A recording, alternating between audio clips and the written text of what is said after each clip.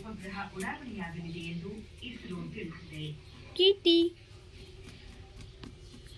ಭಾರತ ಮತ್ತು ಅಮೆರಿಕ ನವದೆಹಲಿಯಲ್ಲಿ ನಿನ್ನೆ ವಿಶ್ವಸಂಸ್ಥೆಯ ಭದ್ರತಾ ಮಂಡಳಿ ಮತ್ತು ಇತರೆ ಹಲವು ವಿಷಯಗಳ ಕುರಿತು ಸಮಾಲೋಚನೆಗಳನ್ನು ನಡೆಸಿದವು. ಭಾರತೀಯ ನಿಯೋಗದ ನೇತೃತ್ವವನ್ನು ವಿದೇಶಾಂಗ ವ್ಯವಹಾರಗಳ ಸಚಿವಾಲಯದ ಜಂಟಿ ಕಾರ್ಯದರ್ಶಿ ಪ್ರಕಾಶ್ ಗುಪ್ತಾ ವಹಿಸಿದ್ದರು. ಅಂತೆಯೇ ಅಮೆರಿಕ ನಿಯೋಗದ ನೇತೃತ್ವವನ್ನು ಅಂತಾರಾಷ್ಟ್ರೀಯ ಸಂಘಟನೆಗಳ ವ್ಯವಹಾರದ ಸಹಾಯಕ ಕಾರ್ಯದರ್ಶಿ ಮೈಕಲ್ ಜಿ ಸಿಜೋಟ್ ಅವರು ವಹಿಸಿದ್ದರು.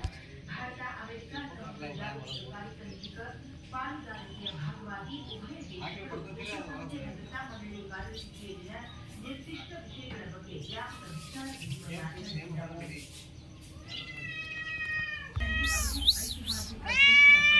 ನಡೆಸಿಕೊಂಡಿದ್ದಾರೆ. ಭಾರತದ